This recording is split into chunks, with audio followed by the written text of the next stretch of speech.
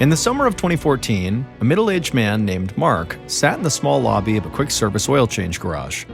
As he waited for his oil change to wrap up, Mark sipped on a cup of coffee and stared out the window. But a minute later, a strange man who Mark didn't know walked into the shop, and despite there being plenty of empty seats, this man sat down right next to Mark.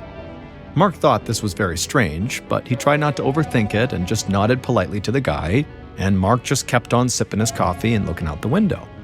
But then, the strange man started talking to Mark, just small talk, and Mark responded politely, but it really seemed like this guy was trying so hard to strike up a conversation with Mark.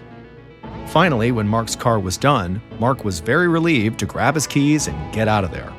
And as Mark drove home, he couldn't help but feel like that strange guy was just off in some way. Like there had to be a reason why he sat down next to Mark despite the open seats, and then had tried so hard to strike up a conversation. It all just seemed so weird. But by the time Mark got home, he had forgotten about the guy. However, the strange guy had not forgotten about Mark, because Mark was right to be suspicious. That strange man had a very specific reason for doing what he did. And what he did was about to have massive ripple effects. But before we get into that story, if you're a fan of the strange, dark, and mysterious delivered in story format, then you've come to the right podcast, because that's all we do, and we upload twice a week, once on Monday and once on Thursday. So, if that's of interest to you, the next time the Amazon Music follow button asks you if they can borrow your chapstick, say yes and hand it over, but don't tell them that you've secretly replaced the actual chapstick with a glue stick. Okay, let's get into today's story.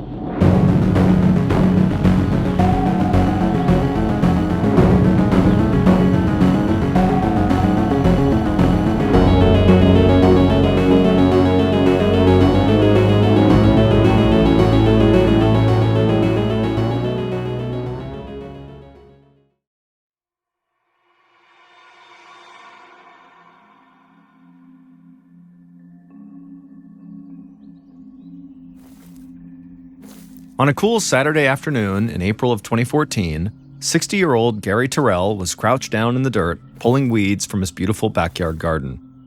Even though it was only about 50 degrees Fahrenheit, Gary could still feel a bead of sweat dripping down his forehead. Gary also felt a slight ache in his back, and he laughed at himself because digging in the dirt apparently was not as easy as when he was younger. But even with the sweat and the muscle aches, there was still no place Gary would rather be than in his garden on a pretty spring day. Gary and his wife Jan had lived in their house in Springfield, Missouri for over 20 years, and the house itself looked a lot like the other homes in their small suburban neighborhood. It was red brick with a large first floor and a basement, but the landscaping at Gary and Jan's house made it stand out from all the other houses in the area. Landscaping had always been a passion for Gary and Jan. They had spent years working on their flower and vegetable gardens in the back, and they had filled the front yard with plants and various design accents like a concrete bench with cupids and hearts carved into it. Gary slipped off his gardening gloves, stood up, and stretched out his back. Gary was average height with graying hair and a receding hairline. Gary heard the back door open, so he turned and he saw his wife Jan walking towards him. She was carrying a glass of water, and she had a big smile on her face like she usually did. Jan was 61 years old. She had brown hair down to her shoulders, and she wore glasses. When Jan reached Gary, she handed him the glass of water and told him he should really take a break. So they sat down together on a bench, and they talked about what else they could plant to add even more color to their gardens. Then Jan took Gary's hand, and they sat there quietly, just looking out over their perfect yard. The truth was, the garden was much more than just another landscaping project to Gary and Jan. It had been like a sanctuary to them for years. Gary and Jan had met and fallen in love over 30 years earlier in the 1980s. Soon after they had gotten married, they started a family, first welcoming their daughter Jessica, and then their son Jimmy. But when Jimmy was only a toddler, Gary and Jan had gotten the worst news they could imagine. Their little boy had been diagnosed with cancer. After Jimmy's diagnosis, Gary and Jan had moved to the house in Springfield to be closer to medical facilities for their son's treatments. But unfortunately, at the age of 3, Jimmy had passed away. Gary and Jan knew they would never get over the death of their son. But the garden they started in the backyard of their home became their quiet, beautiful place where they could go and sit and remember their son. and soon it became a place where they could retreat from stress and pain and just spend time together. It really was their sanctuary. Over the years, Gary and Jan had started to heal as best as they could from the terrible loss of their son, and they both turned their grief into a desire to help others. Gary had dedicated his life to education and working with children. He had been a history teacher, a school principal, and then he had gone on to serve as the assistant superintendent in his school's district. Jan volunteered her time sewing and crocheting for cancer patients, and even though nobody other than Gary knew, Jan also paid for milk and food items at the local school cafeterias to help cover the costs for kids who couldn't afford to buy those things on their own. And even after Gary had retired from working in the school district for decades, he wanted to remain an educator. So he had taken a position at a local college as an adjunct history instructor. So as much as Gary and Jan loved to escape from the stress and grief of life by going into their garden, they both still believed it was their job to stay engaged in their community and to help others as much as they could. In the garden, Gary finished his water and cleaned up his supplies. Then he and his wife went inside their house. Jan sat down on the living room couch and called their daughter Jessica. Jessica was in her late 20s, and she lived about 300 miles away in Oklahoma City, Oklahoma. Jan and Gary still talked to their daughter just about every single day. Jessica would call her mom every morning, and her dad would text her every night before he went to bed. But lately, Jessica and Jan had been on the phone with each other even more than usual because Jessica was planning her wedding. And that day, Jan had called Jessica to set up a time for them to go wedding dress shopping together. They decided Jessica would drive up to Missouri in a couple of weeks, stay with her parents, and she and Jan would shop for as long as they needed until she found the perfect dress. While Jan talked to Jessica on the phone, Gary made his way through the first floor of the house towards his home office. It was true that the outside landscaping Gary and Jan had done over the years really did set their house apart, but the inside of their house was also very different from other homes. In fact, the inside of their home wasn't like anything anyone in the neighborhood had ever seen. The inside of Gary and Jan's house was like a small museum or a curiosity shop filled with all kinds of rare items. Gary loved world history. That's why he continued to teach the subject even after he had technically retired. But Gary's love of history had also turned him into an avid collector. At first, Gary had begun collecting things like old books or rare furniture pieces he found at garage sales. But over the years, Gary's collecting had turned into something way bigger than just a hobby. The walls on the first floor of the house were covered with shelves, and those shelves displayed antique handguns and rifles, Native American spearheads, first edition books, jars filled with old coins from all over the world, and countless other collectibles. On his way to his office, Gary stopped for a second in front of a large wooden table that displayed his prized possession, 3 rare 19th century scrimshaw walrus tusks. Scrimshaw was the art of hand-carving detailed pictures or intricate designs into bone or ivory objects like whale and walrus tusks. Gary looked at his prized tusks and he smiled. Each one was worth about $10,000, but their monetary value was not really why Gary loved them so much. As a collector, he had to work hard to track down these kinds of very rare items. He combed through catalogs, visited antique dealers, talked to other collectors, and still went to local garage and estate sales in search of rarities. So these 3 scrimshaw tusks represented a lot of time and effort by Gary. And the artwork and craftsmanship of these 3 pieces just totally blew Gary away. Gary stepped away from the walrus tusk display, walked down a hallway, and went into his office. The shelves in his office were overflowing with books. Some were hard to find and long out of print, and others were just books about history that Gary enjoyed reading. Gary sat down at his desk, and he reached over into a jar that was filled with all these silver coins. Like the walrus tusks, most of these coins were very rare and worth a lot of money, and Gary was on a mission to catalog all of them. Cataloging items in his collection made it much easier for him to trade with other collectors because that way he knew exactly what he had, and he could give others a description of all the objects he owned. But cataloging coins was also kind of like sitting in the garden for Gary. There was something about the sound the coins made when they clinked against each other, and the time it took to determine exactly when and where each coin was from that brought Gary a real sense of peace. Gary wasn't sure how long he'd been sitting at his desk cataloging these rare coins when his phone buzzed in his pocket and it sort of snapped him out of his peaceful trance.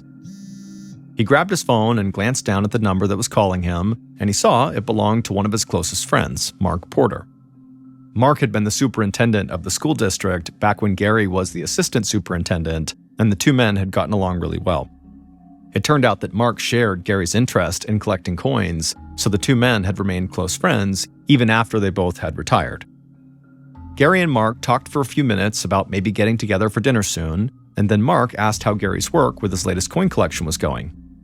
The truth was, Mark loved that Gary had this huge collection to spend his time on, but Mark also worried that Gary was a little naive about the world he'd been drawn into. Most collectors and antique dealers were like Gary. They were good people who just had a real love of history. But there were some people who saw collectors like Gary as very easy targets because they were in possession of items that were worth a ton of money. And there were times when Mark worried if Gary really knew enough about the different people he was reaching out to in order to make potential buys or trades with. It wasn't really clear if Gary actually understood if these business partners of his were good people with good intentions or not. On the phone, Gary told Mark that everything was going great with cataloging his coins and he'd be able to see if anyone was interested in buying them soon. And he reassured Mark that he would only work with reputable collectible coin dealers when the time came to actually sell them. Then the two friends agreed to meet for dinner the following week, and they said goodbye. Not long after Gary hung up on Mark, Jan walked into the office, and she told Gary that their daughter, Jessica, would be coming up from Oklahoma soon to go shopping for her wedding dress. Gary stood up, and he had a huge grin on his face. He loved when his daughter came to visit, and he knew how happy it made Jan to spend time with their daughter. Gary put his arm around Jan, and the two of them walked out of the office and into the living room. They sat down on the couch, and Jan leaned her head on Gary's shoulder. Gary and Jan had been together over 30 years, and they had been through some really horrible things together, but they had come out on the other side. They were happy and healthy and just as much in love with each other as they had been on the day they first got married. A few days later, on April 30th, 2014, Gary kissed Jan by the door that led to their garage, and then Gary headed out to his car. He was going to head out to teach one of his classes at the local college. Jan watched as Gary pulled out of the garage and headed down the driveway, and then once he was gone, Jan shut the garage door and then walked back inside into the living room. She sat down on the couch and called her daughter Jessica. They talked about Jessica's wedding planning, and Jan reminded her that if she needed help with anything, all she had to do was ask. Jessica's house in Oklahoma City was only about a 5-hour drive to Jan and Gary's, and they did see each other fairly often. But Jan secretly wished that Jessica and her fiancé lived closer. And even though Jan didn't say this, she really hoped when Jessica had children of her own, she would move back to Springfield, because Jan would want to be as close to her grandkids as possible. Jan and Jessica talked for a bit longer, and then Jan told her daughter she loved her and she couldn't wait to see her. Jan hung up her phone and then walked across the first floor to the basement door. Now, while she and Gary did call the basement, in reality, it really wasn't. It had been converted into another living space years earlier, complete with a small kitchen, so it was kind of like an apartment. Jan walked down the stairs and into the basement kitchen. She spent a lot of time down there canning vegetables. Jan didn't take canning as seriously as Gary took his collecting, but it was still a hobby she loved. But before Jan could get started canning that day, she thought she heard footsteps upstairs. She knew she'd been on the phone with Jessica for a while, but she still thought it was way too early for Gary to be home from his class. Jan walked over to the basement steps and called upstairs to see if maybe Gary was there, but nobody called back. Then Jan heard heavy footsteps running across the floor right above her, and suddenly her breath was caught in her chest and she felt scared. Then the basement door at the top of the stairs swung open, and Jan looked up and saw someone running down the stairs right at her.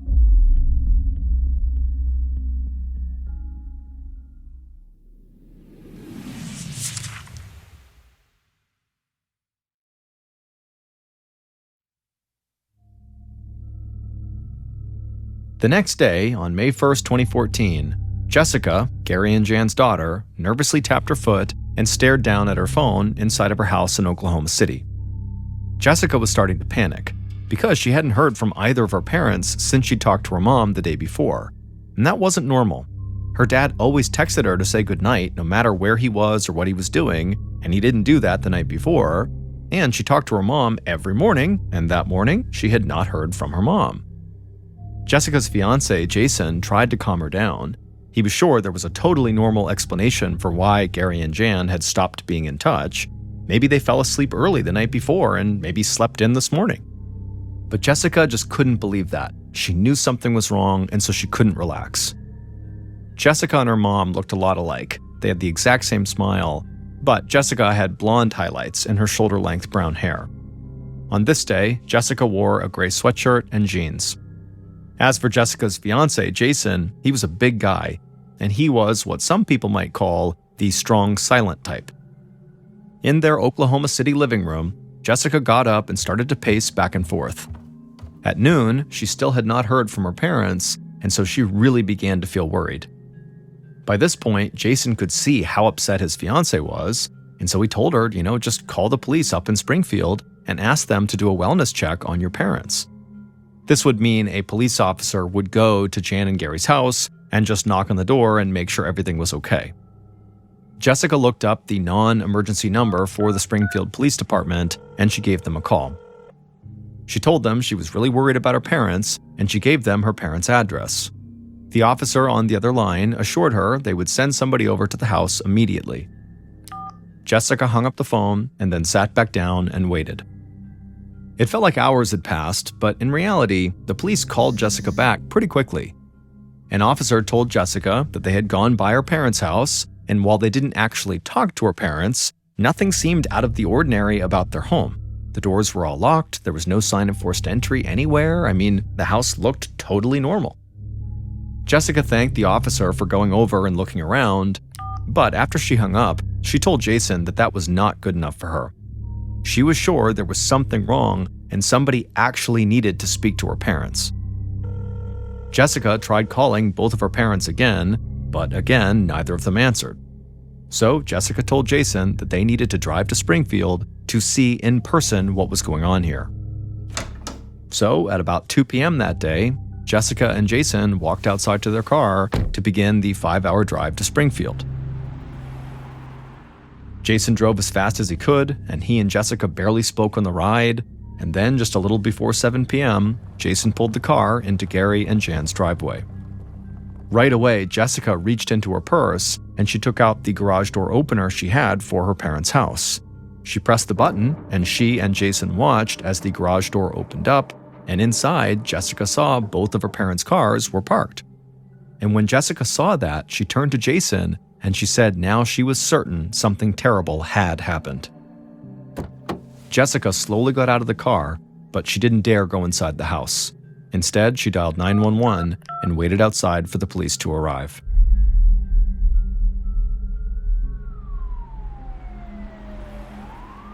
A few minutes after Jessica called 911, a police cruiser arrived in front of the house. 2 uniformed officers stepped out of the car and approached Jessica and Jason, who were still standing outside in front of the house. The officers saw the garage door was open and that there were 2 cars parked inside. The officers asked Jessica and Jason if either of them had gone into the house. Jessica said they hadn't, but she was sure something was wrong. She also told them the door that led into the house from the garage was always unlocked. The officers told Jessica to wait outside, and then they walked into the garage. Jessica was right. The door in the garage leading into the house was unlocked. So the officers walked through that door into the house and made their way down a hallway towards the front of the house. And not far from the front door, they saw a man's body lying in a pool of blood with a gunshot wound to his chest. As soon as they saw this, one of the officers called into the station, and then both officers drew their guns and began slowly making their way through the rest of the first floor. The officers were tense. They had no idea if the shooter was still in the house. They didn't find anyone else on the first floor, so they made their way to the basement door, they opened it up, and began going down the stairs, again with their guns drawn. But before even making it halfway down the steps, the officers saw another body. It was a woman lying face down on the floor below. Even from a distance, they could see a gaping wound in the back of her head. Later that evening, Jessica and her fiancé Jason were still anxiously waiting outside. But this whole time, they had stood there and watched multiple police cruisers arrive one after another, and they had watched as police officers blocked off Jessica's parents' house with yellow police tape. One officer had told Jessica and Jason that 2 bodies had been found inside of the house, but those bodies had not been identified yet. However, Jessica knew it had to be her parents, and she'd be right. In the darkness, Jessica watched another car pull up in front of the house. This one was not a police cruiser, but a sedan. And out of the sedan came 2 tall, thin men wearing suits with buzzed brown hair. In the low light, the 2 men could easily pass as brothers. The men approached Jessica and Jason and introduced themselves as detectives Chris Barb and Neil McCamus of the Springfield Police. Like the first officers on the scene, the detectives learned that Jessica and Jason had not gone inside of the house before or after they called 911. Barb and McCamus asked them to continue waiting outside, and then the 2 detectives made their way inside of the house. Once they were inside, they joined the state forensics officers in the front room where Gary's body was lying. The detectives were immediately taken aback by the amount of blood that had pooled around his body, and they soon discovered that Gary had been shot and bludgeoned. While this type of violence was shocking to see, even for these experienced detectives, there were a couple of other things about the scene that really stood out to them. Gary's pants were pulled down to about the middle of his thighs, but Barb and McCamus didn't think it looked like someone had tried to undress Gary. Instead, they thought maybe someone might have dug through Gary's pockets after he was dead, and Gary's pants had sort of slipped off his waist. But Gary's pants being down were not remotely the strangest aspect about the scene. Forensics officers had found white dust and flakes all over Gary's body. It was clear to investigators that the dust was not cocaine or any other kind of drug, but they had no idea what it was. So, as forensics officers collected samples of the white dust for testing, detectives Barb and McCamus followed a uniformed officer across the first floor and down to the basement. At the bottom of the stairs, another forensics officer was crouched over Jan's body. Barb asked if the wounds on Jan's body matched the ones on Gary upstairs, and the officer said only partially, because Jan had not been shot like Gary had been. Barb and McCamus crouched down, and just like upstairs, they saw the same white dust and flakes. They also saw a latex glove turned inside out on the floor, not far from Jan's body. The detectives left the forensics team to do their work in the basement, and they made their way back upstairs and through the rest of the house. Eventually, they went into the garage, and they saw a concrete floor-to-ceiling tornado shelter standing in the corner.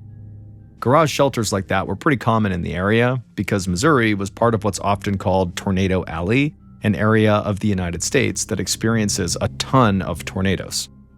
But detectives Barb and McCamus noticed something strange about this tornado shelter right away.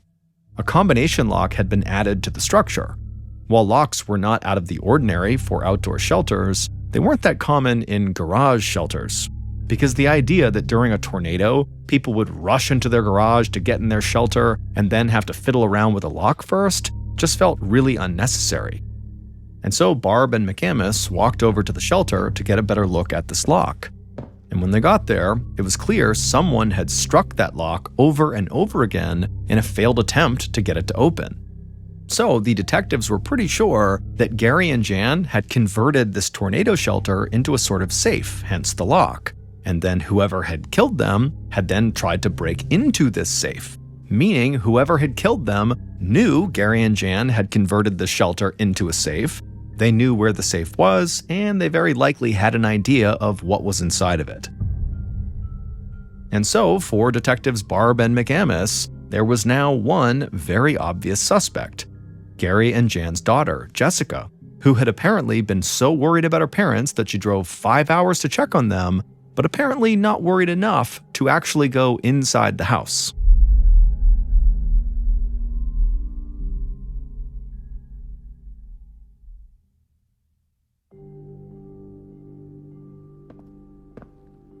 Late at night on May 1st, so a few hours after police had arrived at Gary and Jan's house, Detective Barb led Jessica and Jason into a small interrogation room at the police station.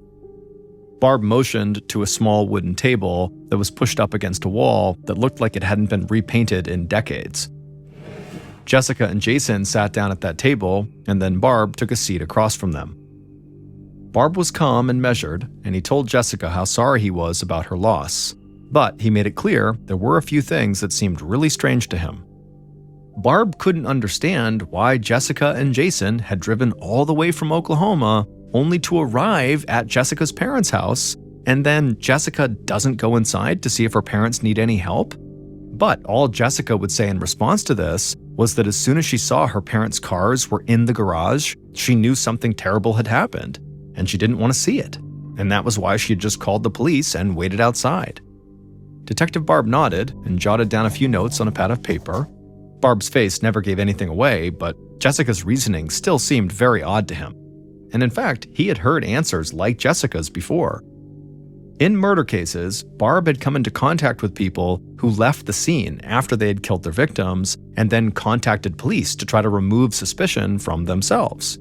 But these killers would pretend they had not even seen the victims because they simply could not confront what they had done.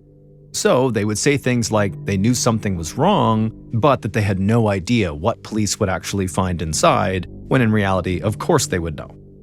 And that's exactly what Jessica's response sounded like to Detective Barb. Now, he was not ready to just declare Jessica guilty, but he definitely still considered her a major suspect despite her explanation. Because in addition to her strange behavior at the house, Barb and his team had discovered some very important information since they had arrived at Jan and Gary's house that really only began to point more suspicion at Jessica. It turned out that Gary's collection of rare and historical items was worth hundreds of thousands of US dollars. And like police thought, Gary and Jan had converted that garage tornado shelter into a safe. And that safe held tens of thousands of dollars worth of gold and silver. So, Detective Barb knew that Jessica was the only child of wealthy parents, and she stood to inherit a lot of money when her parents died. In the interrogation room, Barb's voice remained totally calm, almost casual, like he was talking to a friend. He asked Jessica if she was angry at her parents for any reason, but Jessica just looked at him and shook her head no. She said her parents were her whole life. Then, Barb asked her if she had resented her parents for keeping their money from her or anything like that. And a confused and almost angry look suddenly came across Jessica's face. She told Barb that if she ever wanted money, or anything else from her parents for that matter, all she had to do was ask and they'd give it to her. Barb thanked Jessica and Jason for coming in, and then he let them go. Jessica might be a prime suspect, but Barb knew he needed a lot more evidence to be able to hold her. So Detective Barb and McCamus regrouped and started to put together a list of people who were close to Gary and Jan and who might have information about the crime or about Jessica. And the first person they wanted to talk to was Gary's friend and fellow collector, Mark Porter. At 7 p.m. on May 2nd, the day after Gary and Jan's bodies had been discovered, Mark Porter sat in an interrogation room similar to the one Jessica and Jason had been in the day before. Mark was 53 years old, and he was tall and handsome with salt and pepper hair. Detective Barb was once again handling the interview, and he asked Mark if he knew of any friends or family that might have wanted to harm Gary and Jan. But Mark shot down that idea right away. People in the community loved Gary and Jan because they both spent so much of their time helping other people. And Mark said as for their daughter, Jessica, she loved her parents and had a great relationship with them. Before Barb could press him further, Mark said there was a much more obvious path investigators should be following. Mark said he was almost positive that Gary and Jan had been killed because of something having to do with Gary's collection. And he added that someone could have stolen stuff from Gary worth thousands of dollars, and it would be almost impossible to know it was missing because Gary had amassed such a large collection of all different kinds of rare items. Then Mark shook his head and fell silent. Detective Barb asked him what was wrong, and Mark just kept shaking his head. Then he looked up at Barb and said that he had seen at least one text message exchange between Gary and a potential buyer, and something about this exchange had just seemed off to Mark. Mark told Barb that he had tried to warn Gary not to go into business with this guy in the text messages, But now Mark said he wished he had really pushed Gary to truly walk away from that deal. Detective Barb thanked Mark for his time and for the information he'd provided. And after Mark left, Barb met with the rest of the investigative team. None of the investigative team were familiar with the world of collectors that Gary and Mark and others were a part of, but they all knew that when it came to things worth a lot of money, there were going to be people involved who would do anything to other people to get their hands on those items. Now, Barb needed to figure out if something, one of the collectibles or multiple collectibles, were missing from Gary's house. Police could go through Gary's catalogs, but there was no guarantee that everything Gary had ever collected would be listed in those catalogs, so this was going to be a really difficult chore. So Barb reached out to Gary's brother to see if maybe he could help. Gary's brother was a respected attorney in the area, and he was probably more familiar with Gary's complete collection than anyone, because he had helped Gary with legal and financial issues related to collecting some of these rare objects. Detective Barb wasn't willing to rule Jessica out as a suspect, but what Mark had said did make a lot of sense, and investigators started focusing on the murders as possibly being the result of a robbery, and they hoped either Gary's brother or the test results from the mysterious white dust they were waiting on would lead them to the killer. On May 10th, so 10 days after Jan and Gary's murders, their daughter Jessica stood at the front of a massive crowd that had gathered inside of a high school gym. The outpouring of love for Jan and Gary from the community had been overwhelming, and it became clear that a funeral home would not be large enough to accommodate everybody who wanted to pay their respects to Gary and Jan. So the school district, where Gary had worked for decades, let the family use a local high school gym for a memorial service. But as Jessica listened to friends and other family members talk about how much her parents had meant to them, one thought kept coming into her mind. This was the day she was supposed to go dress shopping with her mom, and now her parents wouldn't even get to be there for her wedding, and they would never get to meet their grandkids.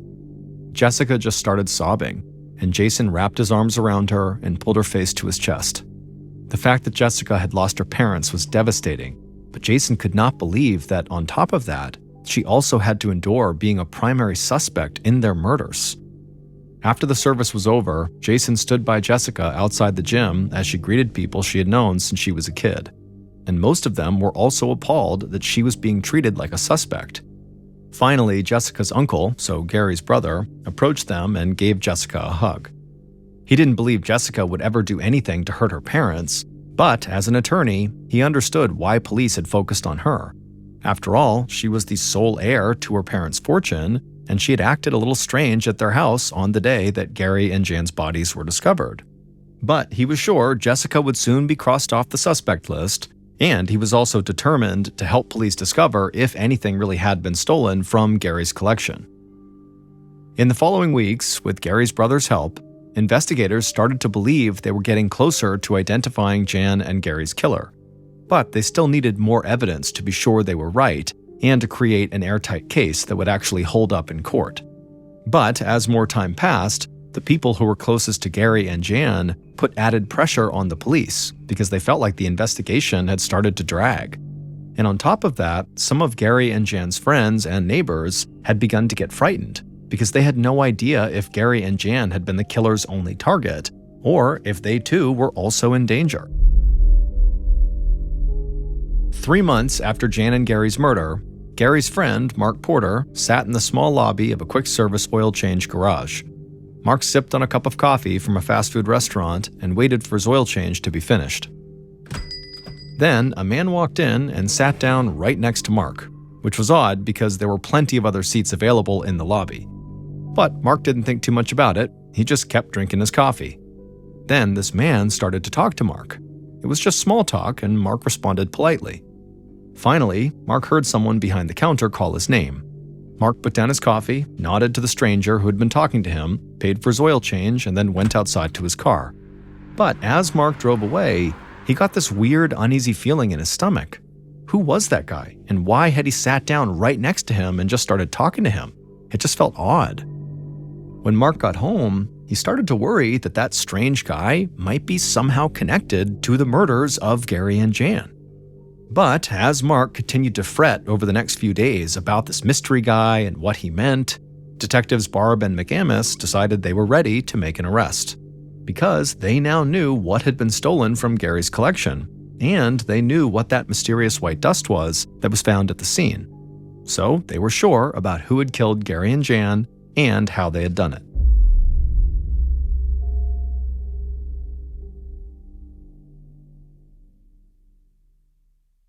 Based on evidence found at the murder scene, interviews conducted throughout the investigation, and the test results from the white dust and flakes found inside of Gary and Jan's home, here is a reconstruction of what police believe happened on the night of April 30th, 2014, when someone murdered Gary and Jan Terrell.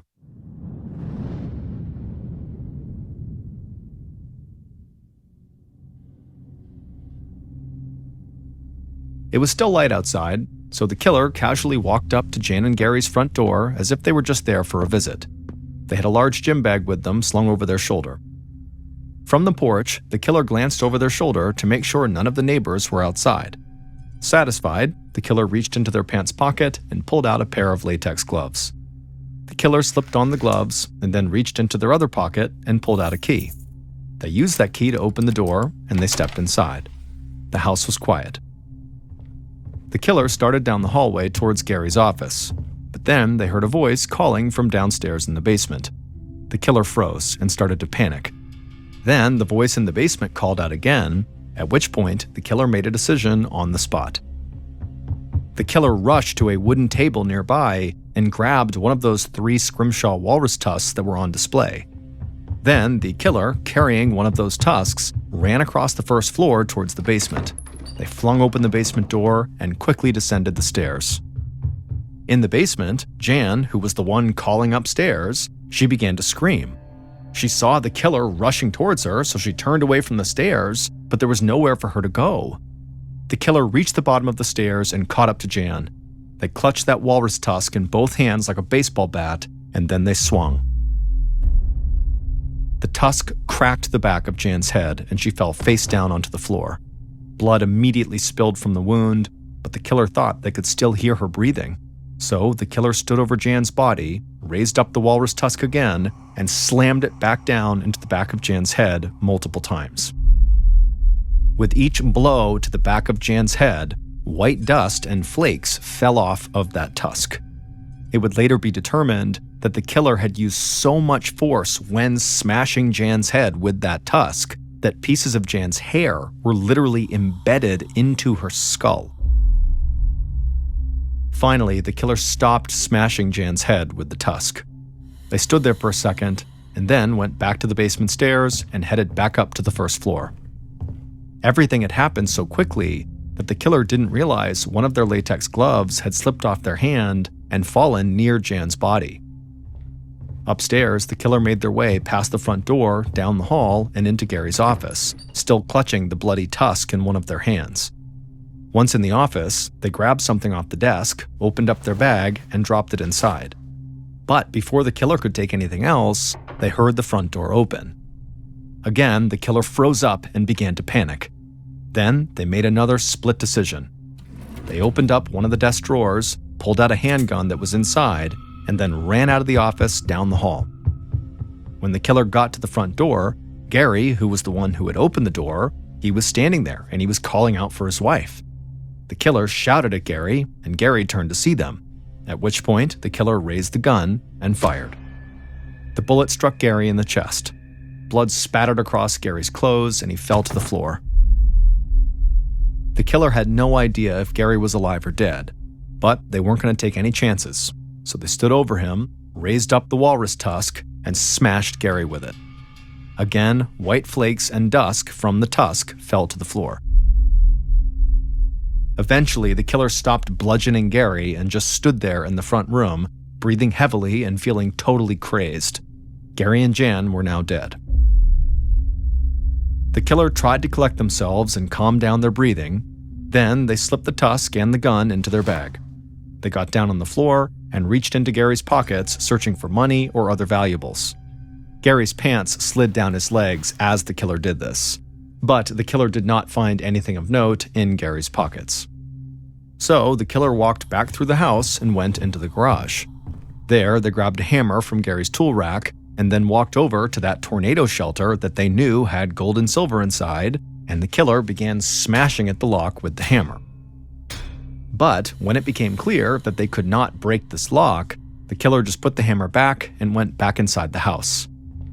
They walked past Gary's body, opened the front door, and stepped outside. It had gotten darker outside, but there was still light, so the killer tried to act as casually as they could as they locked the front door behind them, then got into their car and drove out of the neighborhood. Later that night, the killer sat down on the couch in their home, reached into the bag they had brought to Gary and Jan's house, and took out the item they had stolen from Gary's desk.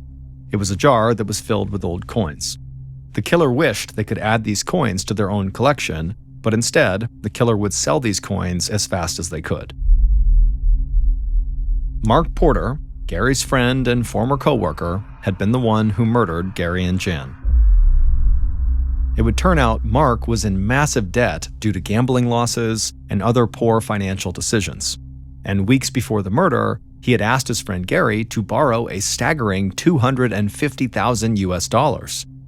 Gary had been totally stunned by this request. He thought Mark was doing really well financially, and he had no idea why Mark would assume that he, Gary, had enough money to just casually give away $250,000, and so Gary had said no.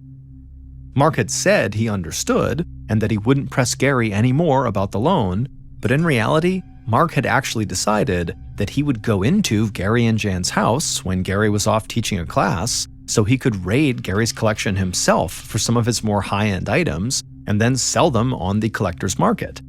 Being a coin collector himself, Mark knew the worth of Gary's very rare coin collection, and he also knew the worth of a lot of the other items Gary had. So, on April 30th, Mark made his way into Gary and Jan's house to do this robbery. Investigators don't know if he stole the key he used to get inside, or if maybe Gary and Jan had given him the key since he was a friend, but either way, that was how he got in with that key. And so Mark had entered the house with the intention of just robbing Gary, but then Gary's wife, Jan, shouted from the basement, and suddenly Mark's plan fell apart. Mark grabbed the walrus tusk and rushed downstairs and beat Jan to death. But when Mark heard Gary come home, he wasn't sure if the tusk would be enough. He knew Gary kept a handgun in his desk drawer, so he grabbed it and shot Gary, and then followed it up with smashing him with the tusk as well.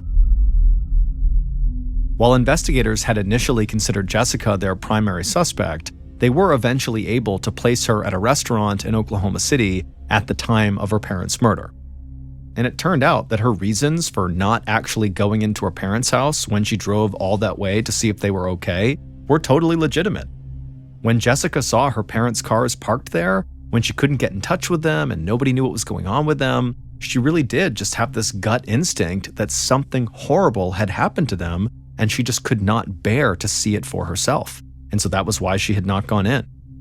So when Jessica was off their suspect list, investigators started digging into the possibility that someone from the collecting world had killed Gary and Jan like Mark had suggested.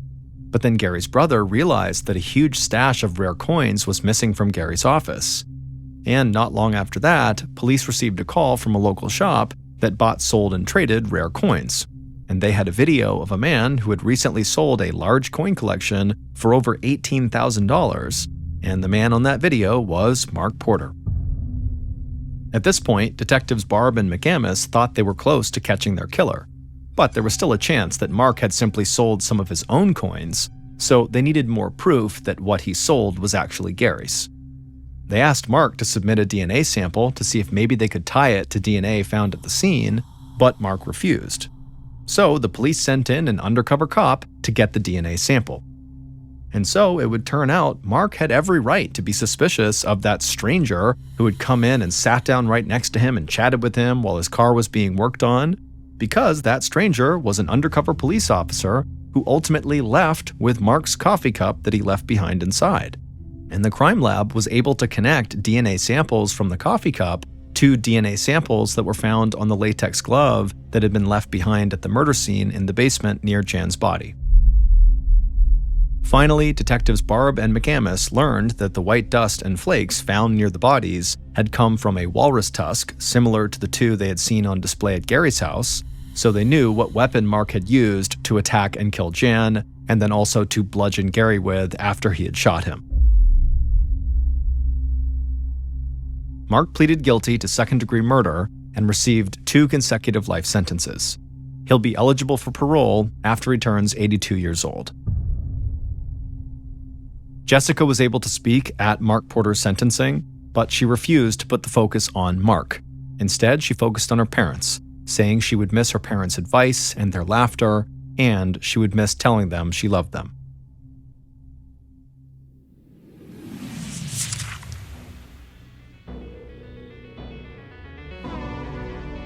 Thank you for listening to the Mr. Ballen Podcast. If you enjoyed today's story and you're looking for more bone-chilling content, be sure to check out the rest of our studio's podcasts, Mr. Ballen's Medical Mysteries, Bedtime Stories, and Run Fool.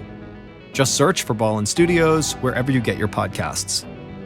If you want to watch hundreds more stories just like the one you heard today, head to our YouTube channel, which is just called Mr. Ballen.